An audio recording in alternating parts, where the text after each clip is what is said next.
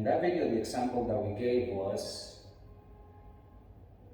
oversimplified example. Person A, person B. Action.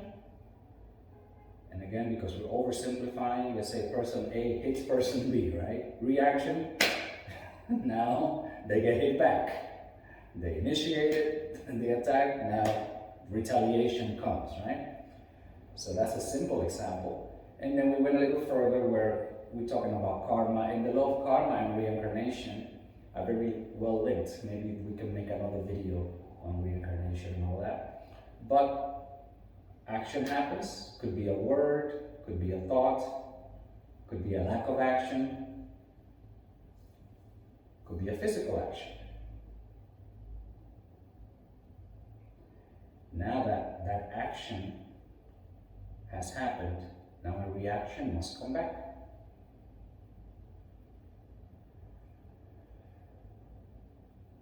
That is like the seed. The seed has been planted in that garden of our lives, of our relationships, of our hearts, of minds. That word, that action, that deed, that neglect and lack of action, the seed is planted. The action has happened. Now a reaction will come back. But because it's a seed, and let's use the same oversimplified example, 2 kids in kindergarten, right? Let's say kid hits, other kid hits. Or high schoolers, even rougher, even harder, right? Hit. But let's say action, right? You hit, now you run, right? Because you don't want to get hit back. Now, the environment, the circumstances are not allowing or not appropriate for the reaction to come back. You're not even there. You hit and you ran. So the reaction, the retaliation cannot happen yet, but the seed is planted. And at the right time, on the right circumstances, the reaction will come back. Now, if this friend that you attacked, that you hit, this high school friend or whatever, right? Again, oversimplifying it. Now you are in your neighborhood, you're in your hood, right? In your turf. And now this friend comes, remember you hit him. Still, the circumstances are not conducive for the retaliation to come back, because now you are surrounded by your crew.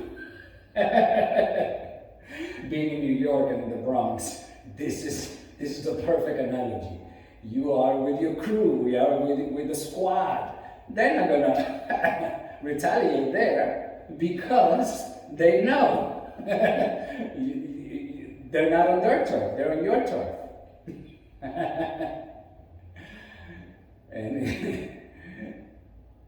And so you may not get the reaction, the retaliation yet. Or if you're in a public place, maybe there are officers of the law there, or teachers, and they don't want to get in trouble. The circumstances are not allowing for this person to retaliate yet. But what happens when now you are walking either on neutral territory, or now you happen to be on this person's turf, and now they are with their crew and their fam and their squad, right? Now you're in trouble because you planted the seed. Now you're walking down a lonely alley, dark at night, on your own. And it just so happened that this person is walking by and sees you. Now the place, the time, the circumstances, no agents of the law around, no witnesses, or if there are witnesses, Is people, friendly to him or her? Now the retaliation will come. Because the surroundings, the area, everything is conducive for this to happen. But remember, you planted the seed.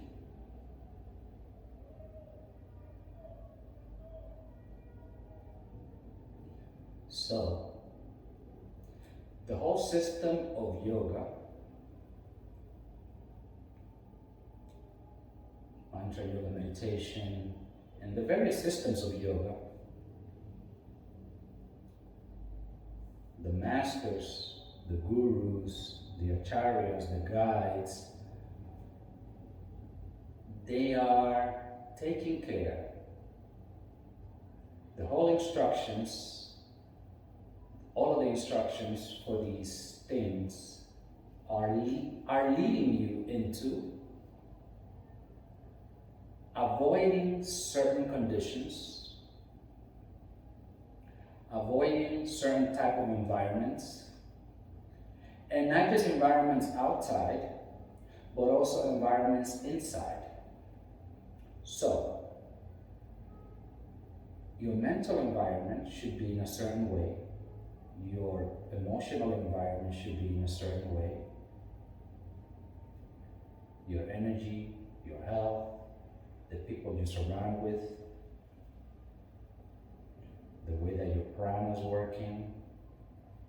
The masters, this is what they're doing.